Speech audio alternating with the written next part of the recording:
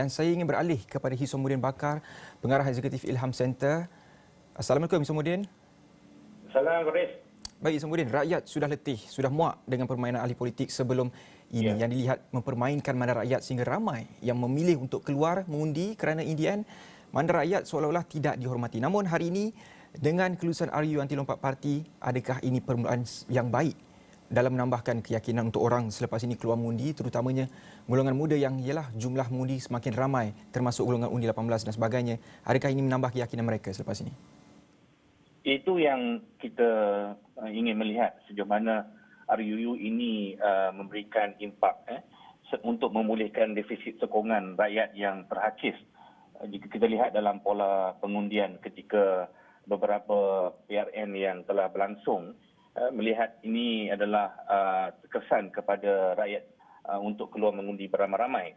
Dan kami juga yang peringkat yang melakukan kajian lapangan ini ingin melihat sejauh mana RUU ini mampu untuk memulihkan keyakinan rakyat untuk mereka menunaikan tanggungjawab mereka sebagai pengundi dan juga menentukan masa depan dan siapa yang akan diangkat menjadi kerajaan ini, dan sejauh mana integriti dan juga moral ahli parlimen ataupun ahli dewan rakyat yang ingin mereka pilih itu seterusnya memberikan kestabilan kepada sistem demokrasi berparlimen di Malaysia. Itu yang saya melihat RUU ini menjawab sedikit sebanyak tentang hakisan sokongan ataupun kepercayaan pengundi khususnya dalam menjelang PRU ke-15 nanti. Faris.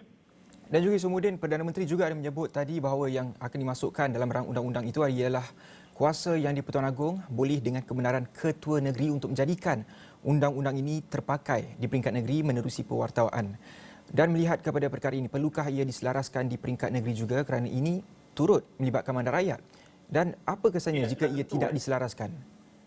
Ya, sudah tentu Faris. Kita melihat bahawa ini perlu diselaraskan dan juga setiap apa yang dikatakan kelompangan yang wujud bagi melengkapkan kepercayaan rakyat itu, misal contoh apabila melibatkan soal adun dan juga ahli Dewan Negara misal contoh yang masih mungkin terdapat sedikit kelompangan ataupun vacuum di dalam RUU ini, perlu diselaraskan di antara apa yang diputuskan pada hari ini dengan undang-undang ataupun amendment yang dilakukan di peringkat negeri. Itu saya rasa jelas untuk melengkapkan lagi keyakinan rakyat berhubung dengan akta yang berkaitan dengan pertukaran ataupun lompat parti ini. Dan seterusnya mungkin kita ingin menyebut tentang selepas inilah apa yang mungkin perkara ini agak teknikal sebenarnya. Ia melibatkan perlembagaan dan sebagainya dan juga undang-undang dan sebagainya. Apa sebenarnya makna kepada rakyat tentang kelulusan RUU Anti Lompat Parti kepada mereka selepas ini? Apa yang mereka perlu fahami sebenarnya untuk peristiwa hari ini? Peristiwa hari ini sebenarnya adalah satu isyarat kepada ahli politik bahawa RUU ini mengikat secara terus iaitu elemen khianat kepada mandat rakyat secara mutlak. Itu yang kita faham pada hari ini bahawa tidak ada lagi elemen lompat-melompat ataupun mengkhianati mandat rakyat selepas insiden langkah Sheraton. Dan yang kedua, saya melihat ini perlunya kestabilan politik yang matang di dalam proses demokrasi kita dan perlu diberikan pujian adalah kejayaan MOU di antara kerajaan dan juga pembangkang, serta ini juga perlu diberikan kredit kepada Perdana Menteri iaitu Datuk Seri Ismail Sabri yang berani mempelopori dan membenarkan RUU ini dibentangkan di Parlimen.